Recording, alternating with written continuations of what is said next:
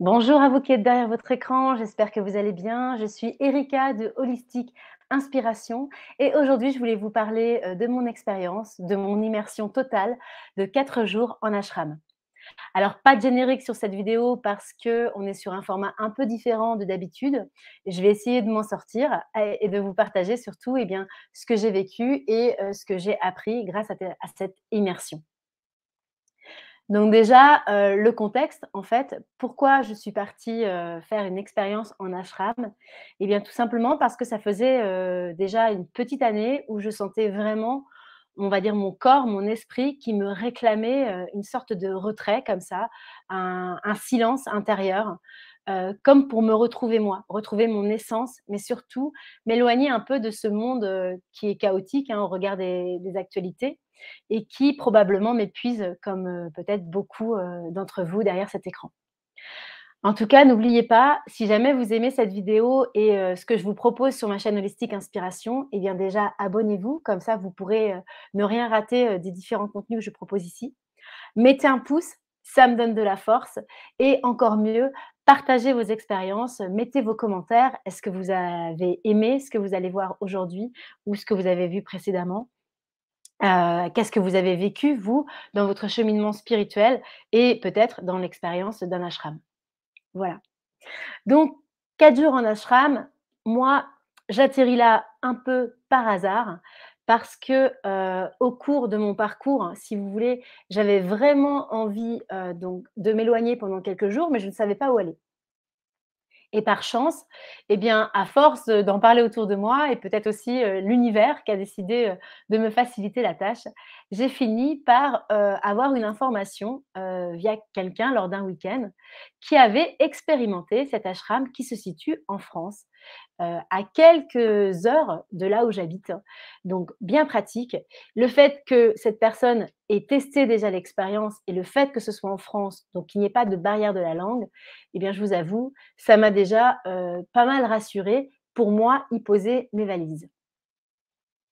Quand j'ai découvert ce lieu, du coup, j'ai été sur leur site internet et puis, j'ai vu qu'ils proposaient des retraites, des ateliers et cetera.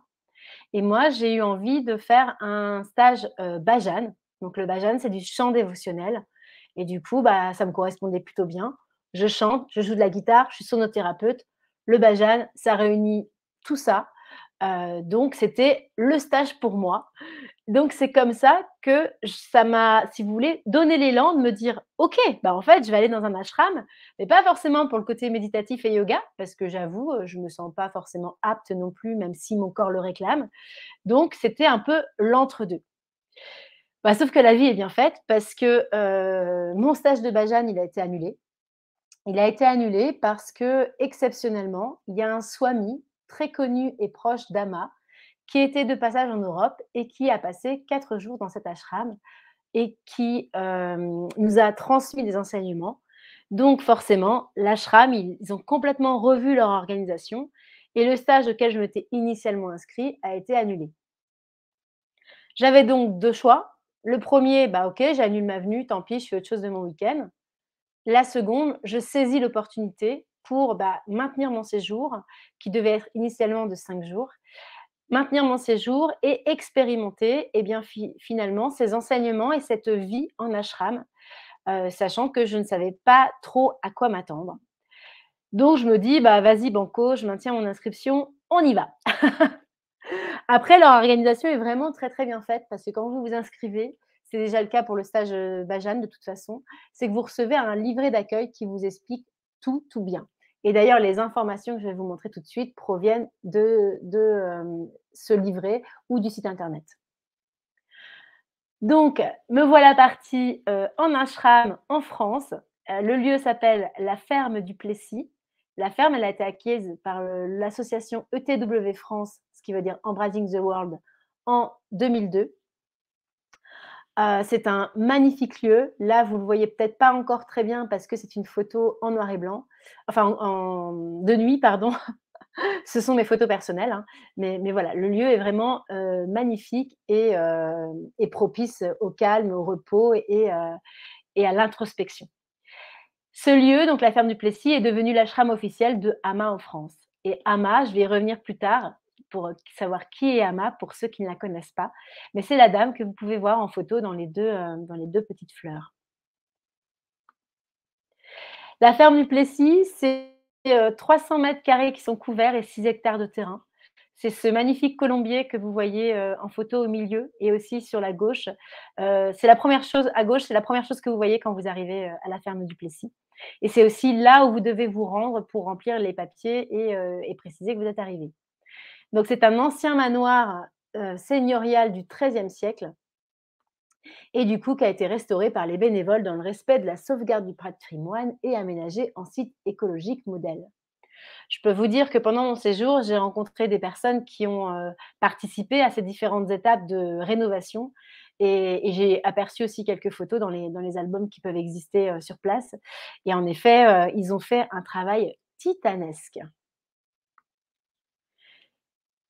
Ce lieu, cet ashram en France, il est tenu par, Deepamrita. Donc Deepamrita, peut-être que vous la connaissez. En tout cas, moi, j'avais déjà vu son visage quelque part dans ma mémoire, on va dire, inconsciente et collective. Je savais qui c'était et je savais que c'était une représentante d'AMA en France.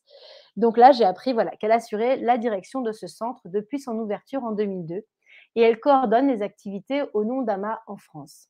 Voilà, une dame, comme vous pouvez le voir, avec de magnifiques cheveux blancs et très souriante, très agréable. J'ai pas eu trop l'occasion de discuter avec elle. Je pense aussi que j'ai pas osé. C'était ma première fois, moi, en ashram, donc je suis restée assez discrète.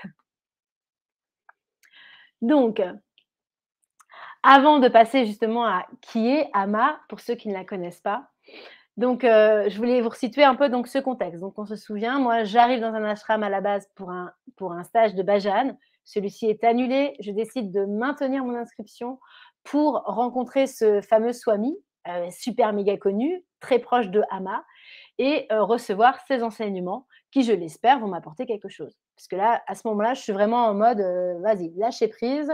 L'hindouisme, j'y connais rien, mais c'est pas grave, on va se laisser porter, on va voir, puis on va rencontrer du monde. Parce que du coup, d'un stage où peut-être on aurait été, je ne sais pas moi, 20-30, je ne connais pas exactement les chiffres du stage en Bajane. Je me suis donc retrouvée immergée directement dans un énorme événement où il y avait plus de 200 personnes. Donc c'est quand même pas la même, énergie qui s'en dégage et pour trouver sa place, c'est pas forcément des plus évidents. Surtout quand probablement vous êtes la seule, ou on va dire on devait être une petite poignée de gens à n'avoir jamais rencontré Ama, donc à ne pas être encore touché par sa grâce et du coup avoir peut-être un petit peu de mal encore à se dire: «OK, c'est quoi toute cette dévotion, tout cet amour, tout ce qu'on peut ressentir, à participer à 4 jours d'enseignement avec 200 personnes qui vous ne vous ont pas encore touché parce que vous n'avez pas encore, testé, l'expérience qu'eux ont vécue, avant. Donc qui est Ama? Donc Ama, cette dame que vous connaissez très probablement pareil de visu parce qu'elle fait des tournées en Europe. C'est quelqu'un qui est très visible, c'est la sainte de l'amour, c'est celle qui fait des câlins au monde et aux gens donc il y a des tournées européennes tous les ans donc peut-être que vous en avez entendu parler, peut-être que vous qui me regardez aujourd'hui, vous avez même eu la chance de recevoir le darshan. Donc je vais justement lire cette petite slide que je vous ai préparée. Donc Ama, Mata Haritananda Mayi Devi, qui est également connue sous le nom de la Sainte de l'amour, eh bien, c'est une figure spirituelle indienne qui est reconnue pour sa compassion et son amour inconditionnel envers tous les êtres humains. En fait, Ama, c'est quelqu'un qui, dès le plus jeune âge, a fait preuve d'énormément de compassion. Elle est connue pour donner des étreintes d'amour, donc appelées les fameux darshan, à des milliers de personnes à travers le monde. Si jamais Ama traverse votre ville pour un événement en France ou en Europe, si jamais des Européens me regardent aujourd'hui, ou même dans votre pays, qu'importe, je pense que c'est une expérience à vivre. De ce que j'ai pu côtoyer en discutant avec les nombreux participants qu'il y a eu pendant mes 4 jours en ashram, je pense vraiment que si vous avez cette occasion, faites-le. Allez-y sans attente, mais allez rencontrer l'énergie du darshan. Ça vaudra le détour et ça vaudrait le coup peut-être, de commentaires, dans cette vidéo si jamais vous l'avez, déjà, expérimenté. J'avais également envie du coup de vous citer d'autres maîtres spirituels en 2023 parce que Ama, il faut savoir qu'elle a 70 ans mais vous en avez d'autres qui sont comme elle, vivants, présents et incarnés, parce qu'un maître spirituel, c'est ça, hein, ce sont des personnes qui portent un enseignement en eux et qui sont, incarnés sur notre terre et qui transmettent, bah, toute leur, compassion, amour et tout ce qu'il y a à nous transmettre. Donc dans ces autres maîtres spirituels, eh bien, vous voyez, il y a le Dalai Lama, il y a le Sri Sri Ravi Shankar, il y a Sadhguru. Sadhguru, peut-être que vous le connaissez parce que c'est un maître spirituel, j'allais dire un yogi, mais j'ai peur de dire une bêtise, donc je vais dire maître spirituel, qui est très réseaux sociaux. Donc vous le trouvez sur, YouTube, vous le trouvez sur, Instagram, Facebook. Il est même un peu rock'n'roll et sa page Instagram, en tout cas, est très bien faite avec des petites phrases comme ça, des punchlines qui vous parlent direct, qui limite résout une complexité de votre ego, à l'instant T, quand vous lisez la phrase. Donc vraiment, je vous le recommande si vous voulez, débuter en tout cas dans les enseignements de ce type. Et après, nous avons également, Mooji, Anthony Paul Mouyung. C'est un Jamaïcain. Voilà, c'est des exemples de maîtres spirituels. Je ne pense pas que ma liste soit exhaustive et je pense qu'il manque certaines personnes, mais que soit je ne connais pas, soit que j'ai pas réussi à trouver en faisant mes recherches. Donc n'hésitez pas d'ailleurs, pareil, hein, si vous en connaissez d'autres, je serais ravie, de lire, vos commentaires et vos conseils en fait, de personnes peut-être à lire ou à suivre. Donc, quand on arrive à l'ashram Ama France, donc là, vous voyez la photo. Alors ça, par contre, c'est pas la mienne, alors que toutes les autres photos que vous allez voir sont pratiquement toutes des photos, de mes archives personnelles de mes 4 jours là-bas.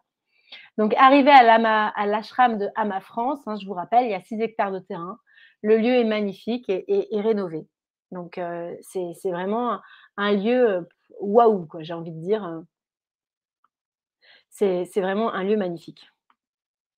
Donc quand vous arrivez justement dans cet ashram, la première chose que vous allez faire, c'est de vous rendre dans ce fameux colombier dont on a vu, la photo, précédemment, cette grande tour au milieu, pour vous inscrire et du coup, on va vous attribuer une chambre. Une chambre forcément en dortoir. Pour ma part, j'ai eu de la chance, la chambre en dortoir, elle était composée uniquement de 4 personnes. Il y avait, des dortoirs beaucoup plus grands. J'ai pas été les voir, mais je crois qu'ils étaient 10 ou 15 à l'intérieur, peut-être voire plus, vu que pendant cet événement, nous étions quand même 200. Voilà, mais moi, je ne sais pas s'il y a eu un un couac à l'inscription ou s'il y a eu une incompréhension, quand j'avais demandé, une chambre. Parce que c'est vrai que je me souviens avoir émis, une chambre. Voilà, donc en tout cas, je me suis retrouvée, dans ce dortoir avec 4 autres personnes et on avait beau être 4, hélas, il y avait 2 ronfleuses, donc ça a été un peu compliqué. Mais ça fait partie, de l'expérience. En tout cas, comme vous pouvez le voir, au niveau du lit, tout est très spartiate au niveau du confort et c'est OK, en fait. Enfin, on sait de toute façon en arrivant, hein, qu'on n'est pas sur des chambres d'hôtel, de grand luxe, hein. On est sur un habitat, à la fois, bah, confortable, on va dire et très standard. Donc une chambre en dortoir qui contient du coup, eh bien, un lit, une chaise, une petite table basse et moi, j'ai eu aussi de la chance puisque là, ce que vous voyez, c'est bien mon lit. Eh bien, j'avais la photo d'Ama juste au-dessus.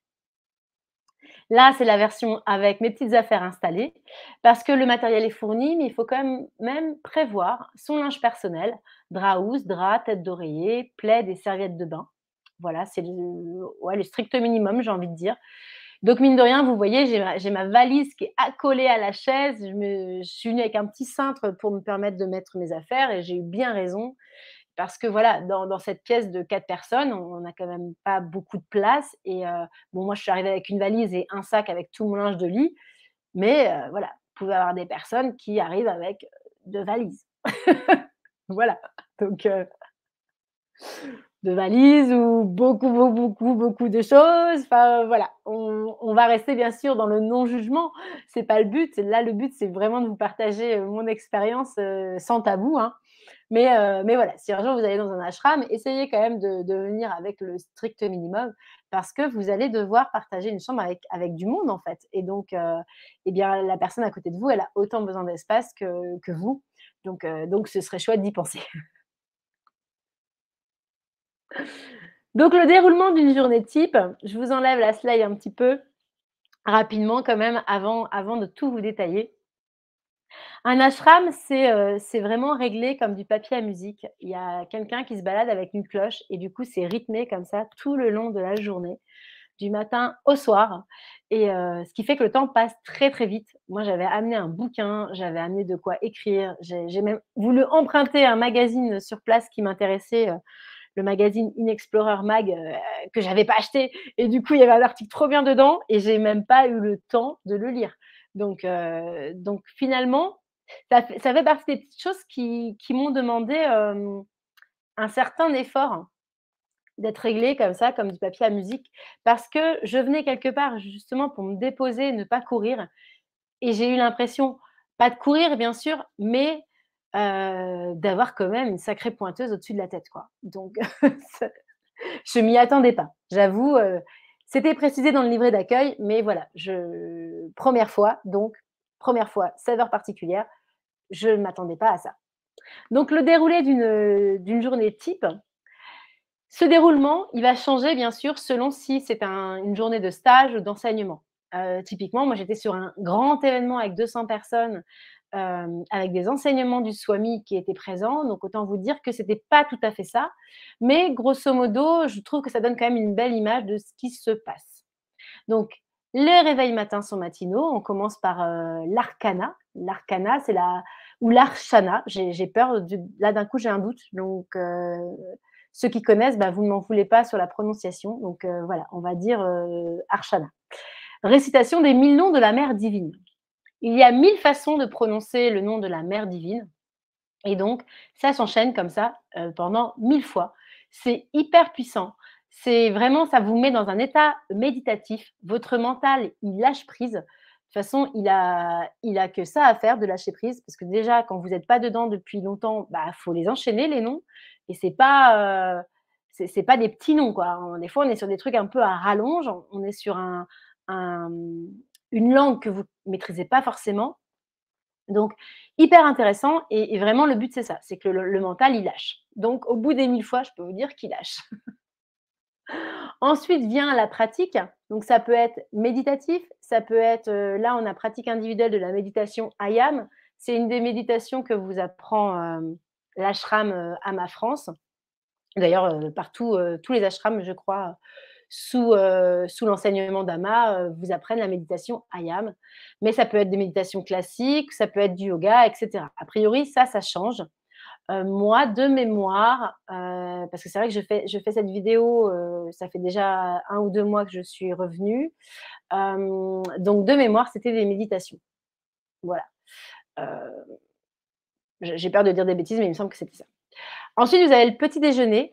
J'ai marqué pris en silence parce que c'est le déroulement d'une journée type, mais pour ma part, j'ai bien vu en effet qu'il y avait une certaine ambiance cosy comme ça, très, très calme qui était respectée.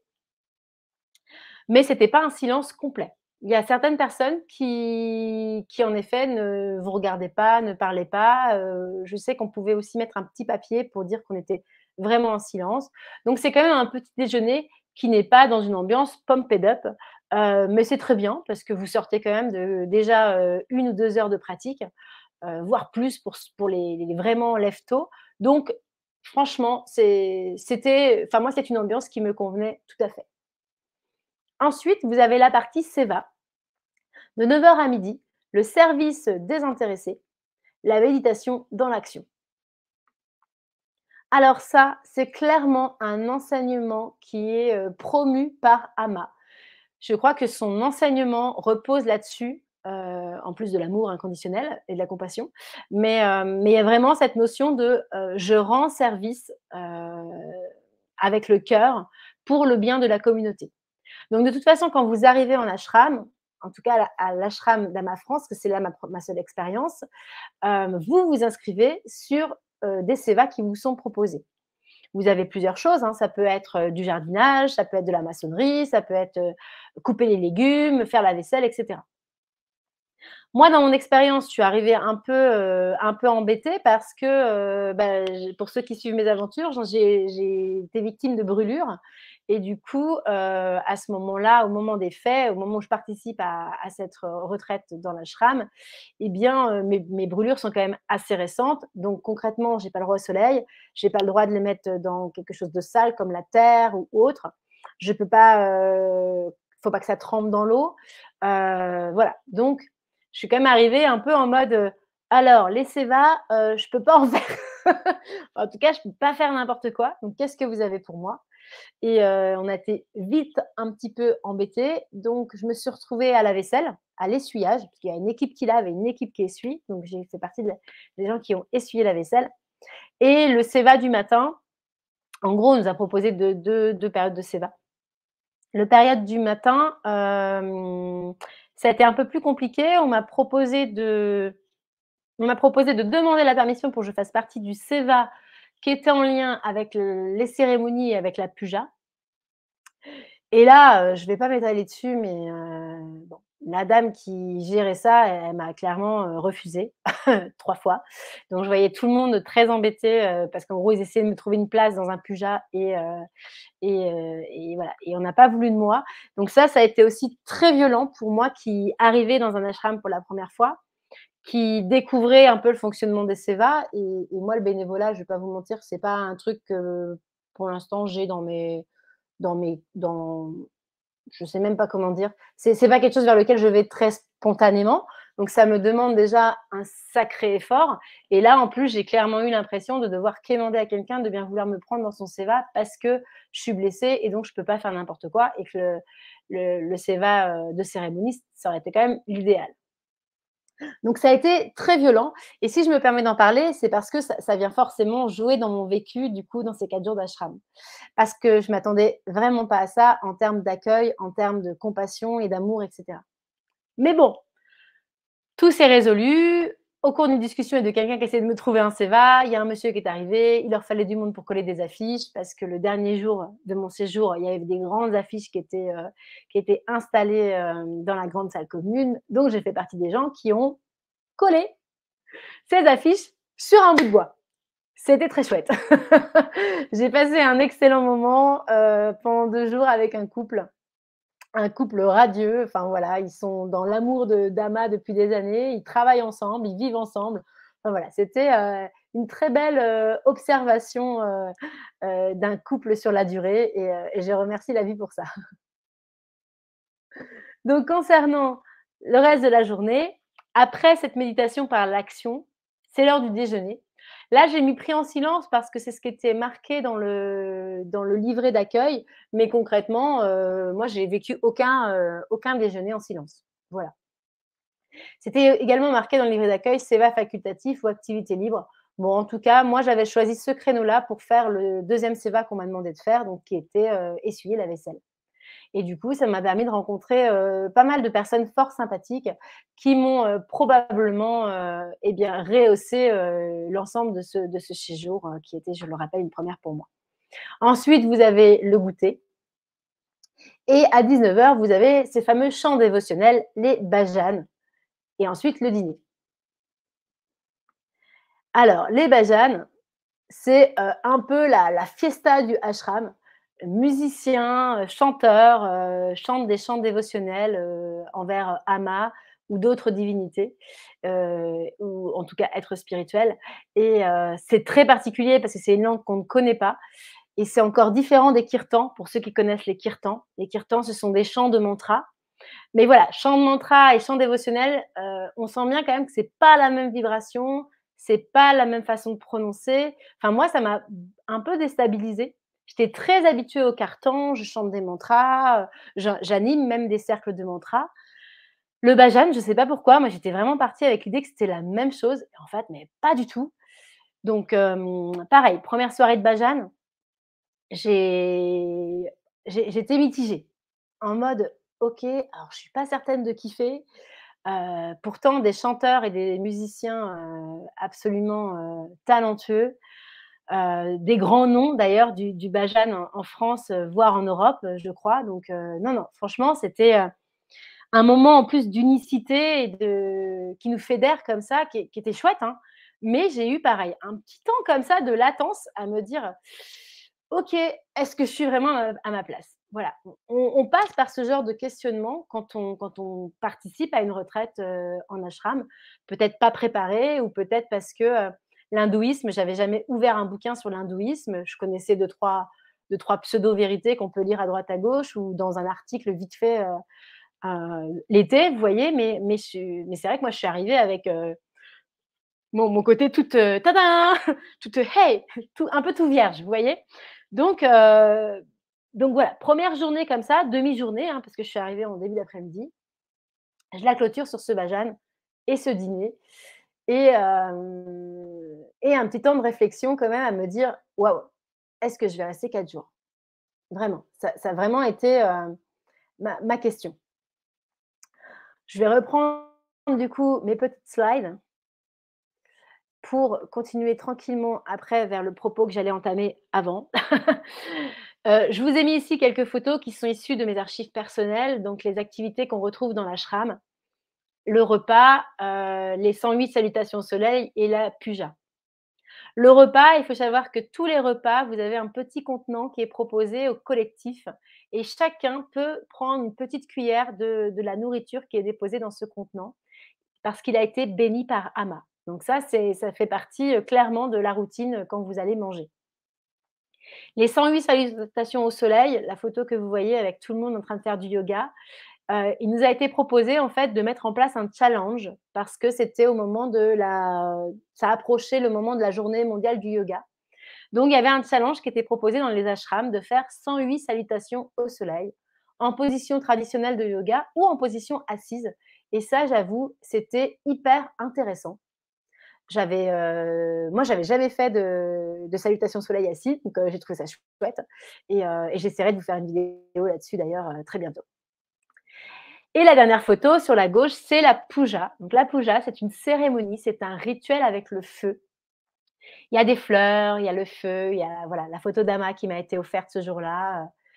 C'est un grand moment, ça reste un de mes meilleurs souvenirs pendant ces 4 jours parce que déjà c'est un cérémonial très fort.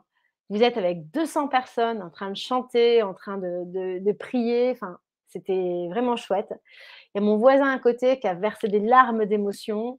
C'est, voilà, vous sentez quand même l'énergie, il se passe quelque chose et petite anecdote, pour ma part, parce que donc c'est un rituel de purification, de nettoyage et donc pour ma part, suite à cette puja, j'ai mes menstruations, mes règles, hein, clairement, qui sont arrivées, avec 3 semaines d'avance et donc quand elles ont pointé leur bout de leur nez 2 heures après, je savais très bien que c'était le résultat, de la puja. Donc merci pour ça, parce que voilà, je remercie, ce sang finalement qui s'est matérialisé parce que c'est qu'il y a eu un vrai travail qui a été fait et un vrai besoin de nettoyage, à l'intérieur de mon corps énergétiquement et on peut être que reconnaissant pour ça. Donc ça, c'était un chouette moment. Maintenant, je vais vous parler des satsangs. Donc les satsangs, donc ça, je suis pas certaine que les satsangs, ça ait lieu à chaque fois quand vous allez dans un ashram, parce que ce sont des séances de questions-réponses et des enseignements qui sont, donnés par un swami. Donc je m'excuse si c'est s'il y a ça à chaque fois. Comme j'émets un doute, je préfère vous le dire. Voilà. Donc un satsang et donc les satsangs que nous avons reçus, nous, ça a été avec Swami Shubharintananda. Je m'excuse si la prononciation est pas top. Donc le Swami que vous voyez en photo. Donc ce Swami, eh bien très connu, qui porte des lunettes. C'est vrai que sur la photo, je me rends compte que je n'ai pas choisi la photo la plus adaptée pour le reconnaître. Donc c'est ce Swami en fait que le ashram a accueilli et ce qui fait que tout a été, chamboulé et que le stage de bhajan a été annulé.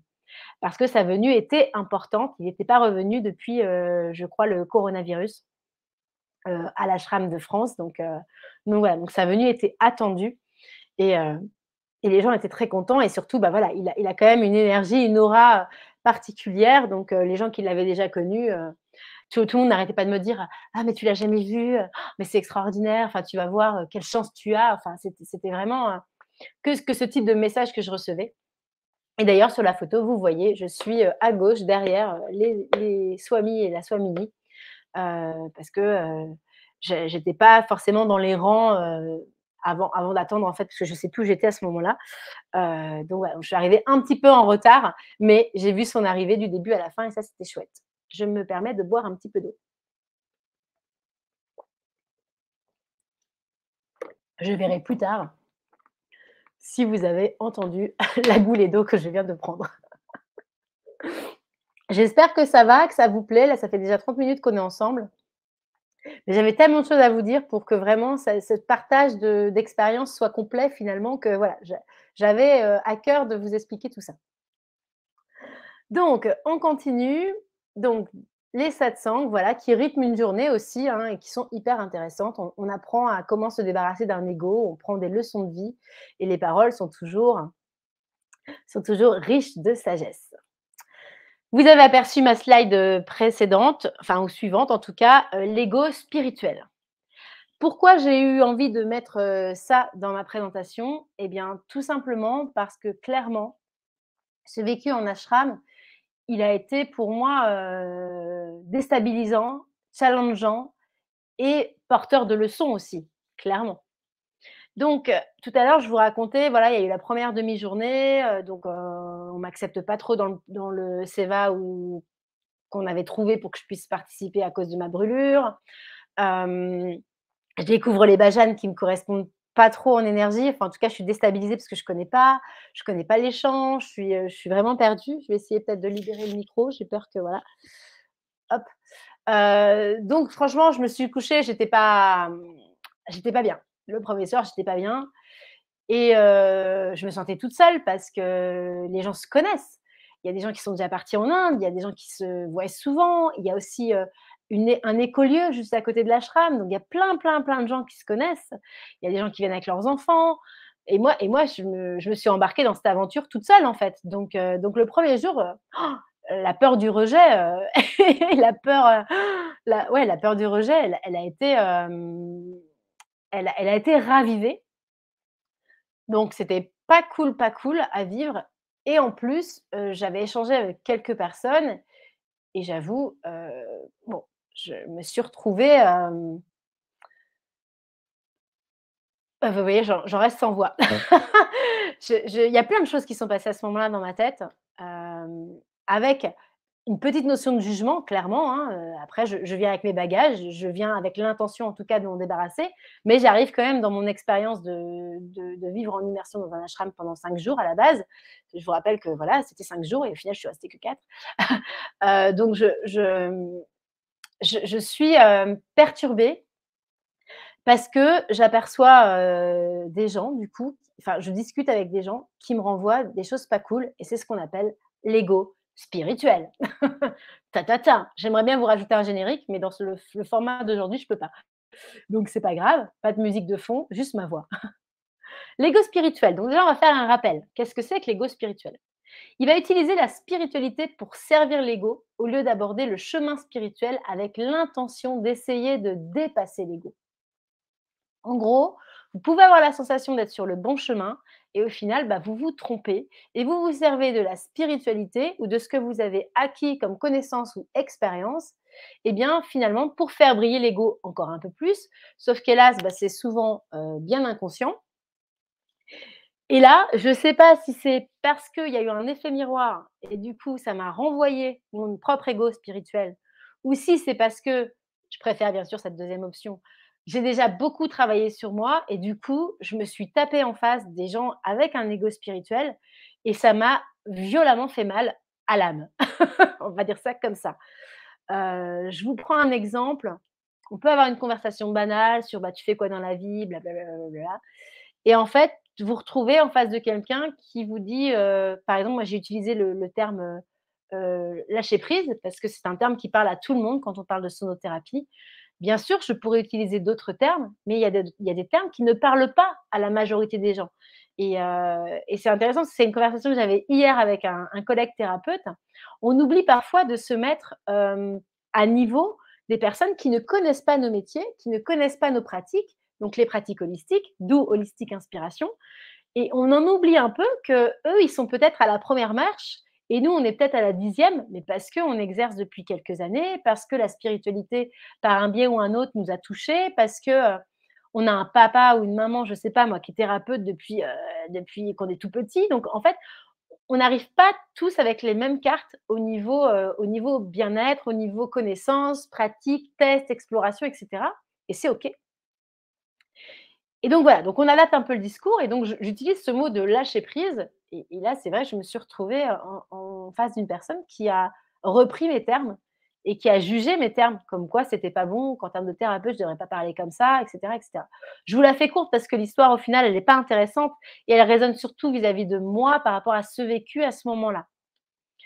Mais quelque part, c'est ça l'ego spirituel. C'est quand vous n'arrivez plus à avoir de la compassion ou quand vous n'arrivez pas à vous mettre à la place de l'autre et vous vous croyez finalement supérieur par une attitude, par un vocabulaire que vous connaissez, par des expériences que vous avez vécues et que l'autre en face n'a pas eu encore la chance de pouvoir, y avoir accès tout simplement peut-être ou d'y avoir pensé aussi. Parce que, tout le monde n'a pas envie d'avoir un développement et un cheminement spirituel et c'est OK et c'est pas pour ça que cette personne, elle est moins bien que vous, en fait.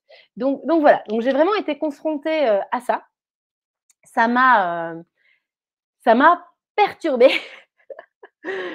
et j'ai pas eu qu'une personne comme ça. Donc j'ai eu un petit temps où je me suis pris une claque, on va dire.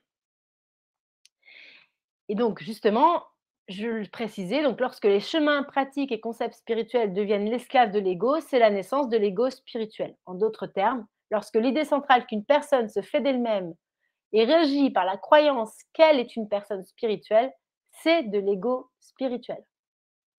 Nous pouvons nous tromper en pensant que nous développons spirituellement. Excusez-moi, j'ai un peu accroché la phrase, j'ai envie de la refaire.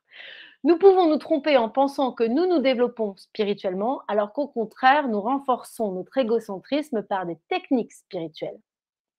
Je vais revenir après aux symptômes de l'ego spirituel. Mais voilà, là je crois que déjà vous avez bien saisi l'idée de base. Donc ce qui est intéressant dans ces 4 jours, c'est que moi j'ai été bousculée par ça. Donc forcément, comme je le disais, hein, soit je suis bousculée parce que je suis clairement dans l'ego spirituel, soit je suis bousculée parce que je me rends compte que l'autre est dans l'ego spirituel. Ce qui est déjà un ego spirituel de se rendre compte que quelqu'un l'est. Parce que quelque part, vous vous croyez quelques secondes, en tout cas, au-dessus. Donc, ça a été une des premières choses qui m'a fait cheminer pendant ces 4 jours. Donc, j'ai pris une grosse claque et je peux vous dire que je me suis couchée, j'étais pas au top de ma forme et j'avais qu'une envie, en tout cas, je me suis fait la réflexion de me dire: «OK, je vais peut-être pas rester qu'à 5 jours», parce que donc 5 jours, je vais peut-être pas rester 5 jours, je vois demain et je prends mes clics et mes claques et je me casse, dès le lendemain soir. C'était clairement, la pensée qui m'a traversée le premier soir de mon arrivée dans cet ashram. Là, j'ai 2 options à vous proposer. Vous n'allez pas pouvoir répondre parce que c'est pas un direct, mais en gros, j'hésite à vous faire les symptômes de l'ego spirituel ou à vous raconter ce qui s'est passé pour moi, après cette première nuit d'ashram. Je vais excusez-moi, je vais commencer par, les symptômes de l'ego. Donc les symptômes de l'ego spirituel, c'est un, prétendre avoir un accès spécial à un guide spirituel, un ange, un esprit, un maître ascensionnel dans le but de s'épanouir. Hem, clairement clairement, j'ai eu l'impression d'avoir croisé, beaucoup de personnes qui m'ont dit avoir un accès avec Ama. Donc quand vous n'avez pas encore été touché par la grâce de l'énergie d'Ama, il y a un côté, what the fuck? Qu'est-ce qu'il raconte? Mais voilà, plusieurs personnes m'ont dit: «J'ai un accès spécial, je suis connectée à elle, tous les jours elle m'apporte son énergie» et cetera. Bon, ça peut être tout à fait louable et venir du cœur, mais comme ça peut être aussi un symptôme de l'ego spirituel.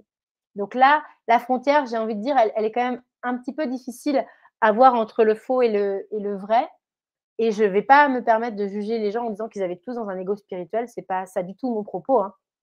Parce qu'il y a vraiment des gens qui m'ont emportée par ce qu'ils ont vécu et par, et leur partage de leur expérience avec Ama. Mais voilà, il faut savoir que ça fait partie, des symptômes de l'ego spirituel, de se prétendre d'avoir un accès avec un ange, avec un maître, avec, voilà, dans le but de s'épanouir. Le deuxième, c'est bien sûr de se croire la réincarnation d'un être supérieur, d'un personnage historique, spirituel, célèbre. En gros, la vraie question à se poser, c'est quelle importance si vous êtes la réincarnation de Jésus, quoi? Je veux dire, on s'en fout. En tout cas, la vraie réincarnation de Jésus n'a probablement pas besoin de l'affirmer haut et fort, dans un événement ou autre. Donc voilà, ça faisait partie du deuxième item des symptômes qui peuvent être observés. Dans le troisième, c'était prendre fréquemment des photos de sa pratique spirituelle, de les mettre en ligne afin de renforcer l'image de soi, le statut et d'attirer l'attention, la validation. Alors, je vous rassure tout de suite, clairement, moi, cet item-là, je me suis reconnue. Alors, bien sûr, je l'intègre pas trop, je me dis: «Bah non, je suis pas dans l'ego spirituel». Moi, je le fais parce que j'aime partager, mais voilà, j'ai fait des recherches, ces symptômes, ego spirituel, c'est pas moi qui les ai pondus, hein. J'ai fait mes petites recherches pour tenir cette vidéo avec vous aujourd'hui et du coup, voilà, elle m'a permis de me dire que, OK, je pouvais basculer dans un ego spirituel en le faisant et donc m'a menée à me dire, quand je le fais maintenant, pourquoi je le fais? Est-ce que je le fais vraiment pour partager? Est-ce que je le fais vraiment parce que pour moi? Parce que les réseaux sociaux, il y a pas que du mal non plus dans les réseaux sociaux, hein. Je suis une fervente, du côté fédérateur et partageant des réseaux sociaux, donc voilà. Mais voilà, ça m'a amené vraiment à me poser cette question maintenant: «Pourquoi je le fais?» Est-ce que c'est pour attirer l'attention, la validation, l'image de soi, la renforcer? Et en gros, dans cet item-là, en effet, je pense qu'il y a des moments, je j'ai tellement pas assez confiance en moi, dans ma pratique aujourd'hui spirituelle et mon cheminement, qu'en effet, de temps en temps, je pense clairement que je l'ai fait inconsciemment ou pas, mais je l'ai fait finalement en voulant, renforcer cette image de moi que oui, c'était pas un syndrome de l'imposteur. Oui, je fais des pratiques. Oui, je fais des cérémonies. Je célèbre la lune, je célèbre mon animal totem, je célèbre ce que vous voulez et peut-être que vous vous reconnaissez d'ailleurs dans ce propos et clairement, on en passe probablement tous par là à un moment donné et c'est OK en fait. Le tout, c'est de s'en rendre compte et à un moment donné, de pouvoir prendre le recul nécessaire pour se dire: «OK, donc là, c'est peut-être de l'ego spirituel. Je n'ai peut-être pas besoin de mettre en avant ma pratique, H24 en tout cas. Voilà. La quatrième, c'est de bien sûr déclarer que les autres ne peuvent pas vous comprendre parce que vous avez atteint un certain état de conscience vibratoire élevé, d'éveil, de libération et vous montrer du mépris pour tous ceux qui ne sont pas au même niveau que vous, au lieu de développer de la compassion. Ça, je crois que enfin moi j'en ai rencontré, hein et je ne parle pas forcément de mes 4 jours en ashram. C'est vraiment j'ai rencontré des personnes comme ça, qui vous font sentir que vous êtes pas, ouais, ils vous font sentir du mépris en fait. Ils vous font sentir pas bien parce que, bah, vous avez pas encore, touché les lanternes là-haut, donc vous êtes pas encore connecté à la source, vous n'avez pas connecté avec votre source intérieure, enfin vraiment et bah, ça fait partie des Legos spirituels que vous pouvez à présent, observer et regarder avec amour, s'il vous plaît. 5, c'est regarder de haut des personnes à faible vibration, non évoluées, non réveillées, endormies. On peut vite ressentir ça quand on se développe en spiritualité ou dans les pratiques aussi holistiques parce que je trouve que les pratiques holistiques et la spiritualité, ça va quand même pas mal de pair. C'est que c'est vrai que si on fait pas gaffe, on peut vite se sentir au-dessus, par exemple, de sa famille. C'est un exemple, je crois que beaucoup qui regardent cette vidéo pourraient peut-être se reconnaître. C'est pas que vous voulez vous rendre supérieur par rapport à votre famille qui a pas eu les mêmes informations que vous, qui a pas capté ce que vous êtes en train de capter et sur le chemin sur lequel vous êtes en train de cheminer. Pardon pour les répétitions. Mais en fait, c'est de l'ego spirituel. C'est quand on commence comme ça à ne pas considérer l'autre dans sa propre avancée, à considérer qu'il est, un peu bête ou, beaucoup de personnes vont utiliser le mot, moldu. Il m'est arrivé d'ailleurs de l'utiliser et j'aime beaucoup parce que pour moi, c'est en référence avec Harry Potter, donc c'est vraiment pas négatif. Mais c'est vrai qu'aujourd'hui, avec, cette mise en avant des égos spirituels, je me dis: «Bah, finalement, moldu, c'est pas même ce mot-là, il est pas chouette pour les personnes qui sont pas arrivées au même stade que moi ou au stade de d'autres qui sont encore plus éveillés que ce que nous sommes aujourd'hui». 6, c'est bientôt bien sûr se vanter et faire étalage de ses réalisations ou dons spirituels. Alors là, pareil, moi je me suis, reconnue, hein, dans cet item. Alors c'est pas tant vanter, faire étalage, tout ça, c'est pas vraiment ça. Mais c'est vrai que vite fait, j'ai eu un plaisir des fois de partager sur les réseaux sociaux que tiens, tel truc qui s'est passé, je l'avais vu dans les cartes, que tel truc, j'avais fait un rêve prémonitoire. Mais encore une fois, moi, j'avais vraiment la sensation que c'était, juste du partage naturel. Maintenant, j'ai envie d'avoir ce regard critique de moi-même, à me dire: «Cocotte, est-ce que tu as vraiment besoin?» Cocotte, en plus, c'est débile ce que je viens de dire. Bref, mais ma petite Erika, est-ce que tu as vraiment besoin d'étaler, bah, finalement les prédictions ou ce que tu as réussi à capter, peut-être avant ou tes petits dons parce que tu as juste besoin de te rassurer, en fait, donc voilà, donc ça fait réfléchir. J'aime beaucoup la septième aussi, utiliser le Dharma Talk pour éviter d'être psychologiquement vulnérable, de montrer de l'empathie et de faire face aux émotions humaines. Par exemple, qui n'a pas entendu, «Tu as attiré cette expérience à toi». Qui n'a pas entendu, je crois que c'est la pire des phrases d'ailleurs, c'est celle que je déteste le plus: «Tout est juste». Mais oui, Rika, tout est juste. Telle personne décide de s'éloigner, tout est juste. Toi, tu décides de quitter ça, tout est juste. En fait, stop. Enfin, il faut arrêter. Je crois que c'est la pire phrase. Moi elle me donne des boutons, oh, voire même des brûlures, vous voyez? Donc voilà, il y a des phrases comme ça qui peut, qui peuvent être employées, pardon, hein. Je dis pas qu'il faut pas les employer. C'est juste qu'à un moment donné, on ne peut pas se servir trop de ça ou comme cette phrase, cette émotion vous appartient pour, s'enlever la responsabilité parfois de ce que vous provoquez quand même chez les gens. Enfin voilà, j'avais envie de faire un petit aparté là-dessus, mais je retiens ma bouche pour ne pas m'étendre. J'espère que vous me suivez toujours. Vous n'êtes pas partis. C'est pas facile pour moi en vrai, hein, de faire ces vidéos et de me livrer clairement sur déjà mon cheminement qui est le mien, avec tous ses travers et tous ses super trucs aussi.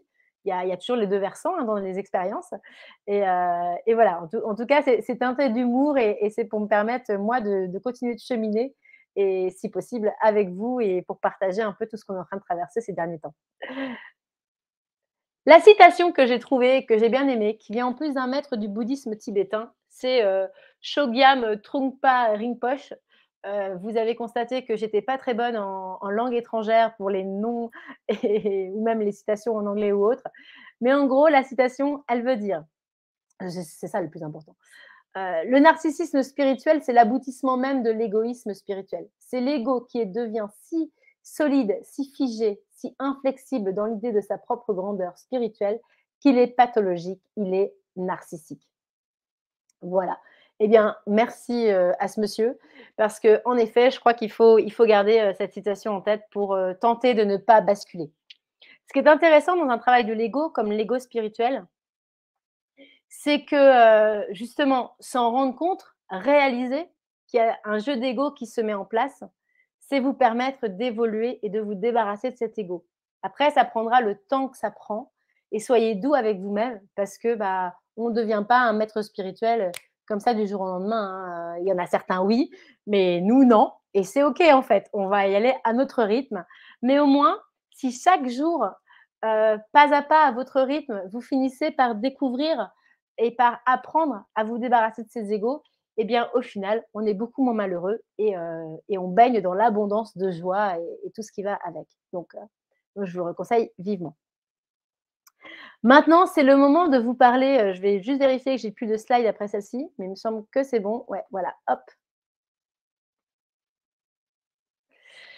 Je vais revenir donc sur cette fameuse première nuit où moi j'ai voulu partir, hein, clairement. Je me disais: «Vas-y, je dors, je vois demain matin et à 16-17 heures, je me casse».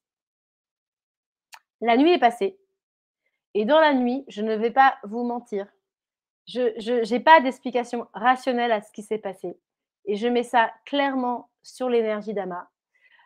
J'ai été touchée par la grâce dans mon sommeil. Voilà. J'ai été touchée par la compassion. J'ai été touchée par quelque chose auquel je j'aurais même pas de mots à poser. Je sais juste que toute la nuit, il y a une énergie d'amour qui m'a envahie comme ça et qui me disait en gros: «Reste, tu as des choses à apprendre d'eux, tu as des choses à apprendre et tu as des choses à leur offrir». Et il y a vraiment cette notion de: «Tu as ta place, reste, je suis là pour t'accompagner dans ton cheminement. laisse-toi porter, lâche ton mental, etc. Je me suis réveillée le lendemain. J'étais mais d'une forme olympique au niveau moral. J'étais, hyper joyeuse. Du coup, j'ai attiré à moi d'autres gens. Je me suis ressentie moins seule. J'ai eu des vrais échanges. Il y en a certains avec qui je suis toujours en contact aujourd'hui.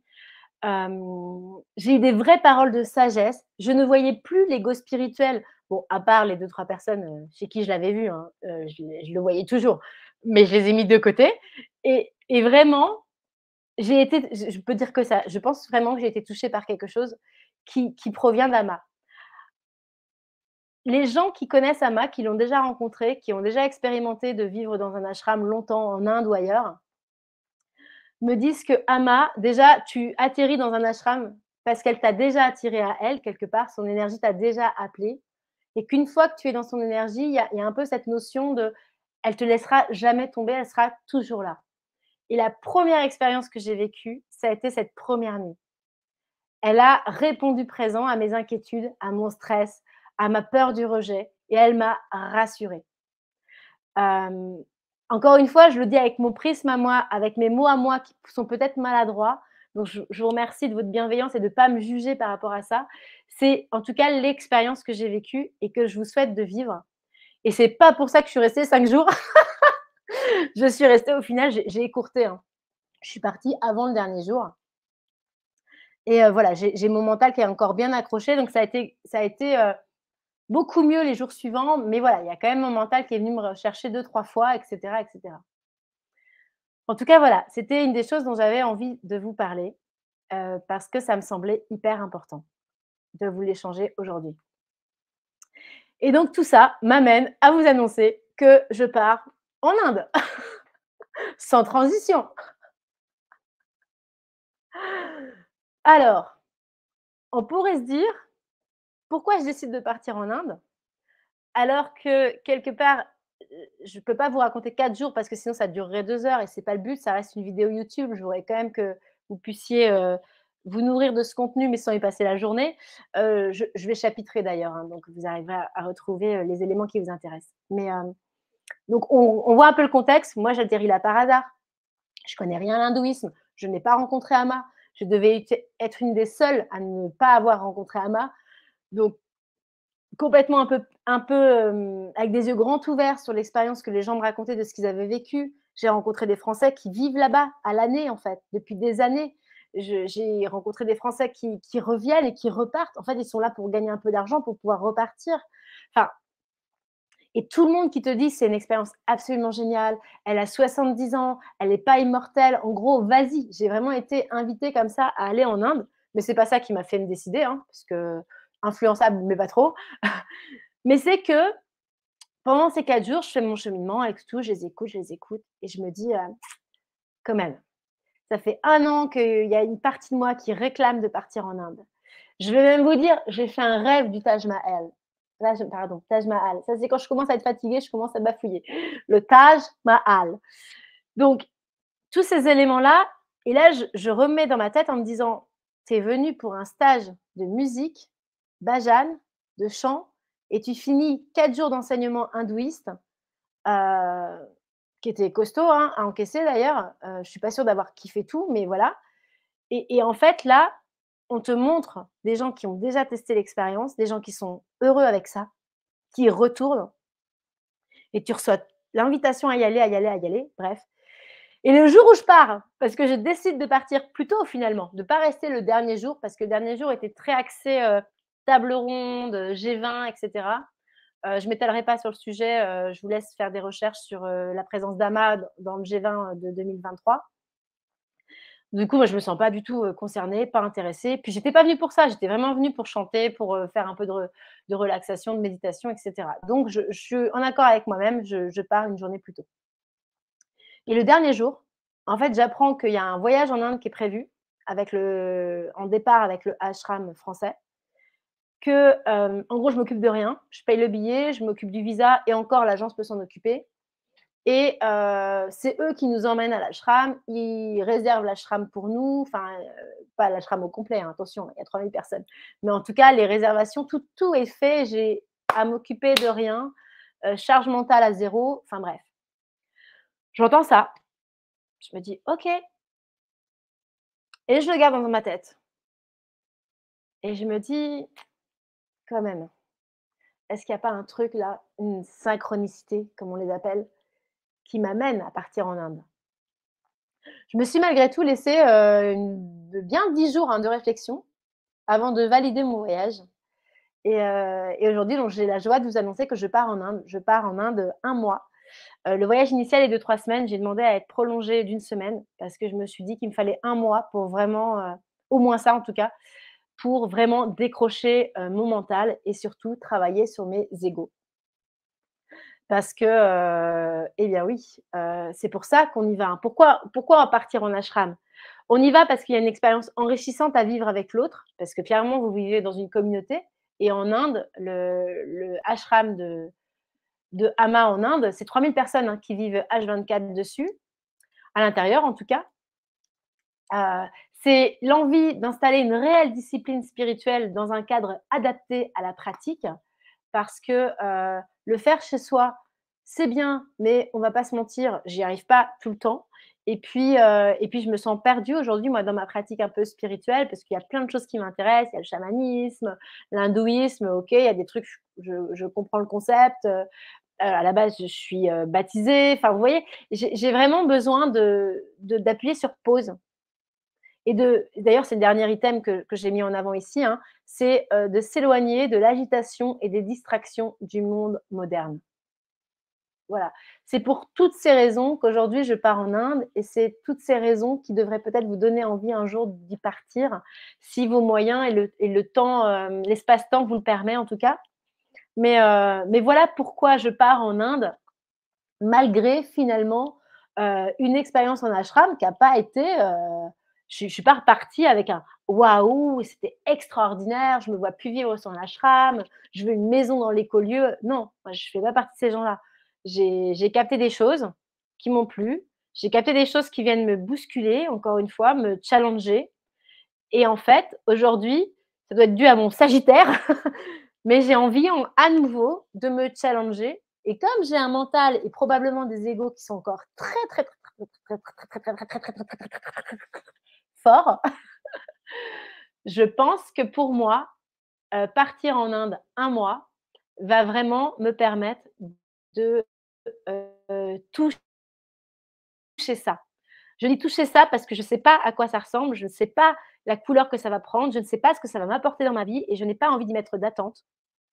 Je sais juste que je ressens un profond besoin de déconnecter et de me rapprocher d'une forme de spiritualité. Je ne dis pas encore que c'est la mienne et je ne dis pas encore que ce sera la mienne, celle-ci en tout cas, mais voilà, je suis appelée et tout l'univers conspire pour que, je sois amenée à vivre ça.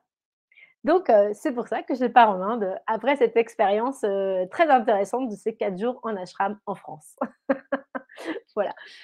Écoutez, la vidéo, je pense, elle est finie pour aujourd'hui.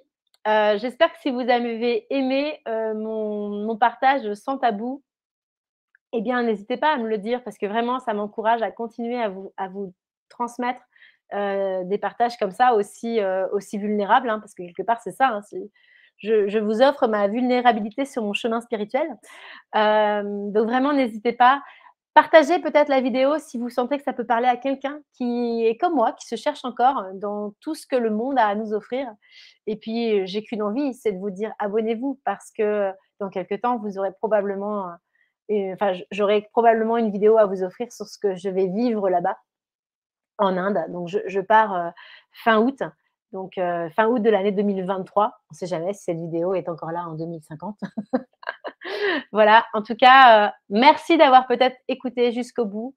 Merci, d'interagir avec cette vidéo si ce n'est pas déjà fait et puis je vous dis à très bientôt pour une autre vidéo sur, Holistique Inspiration.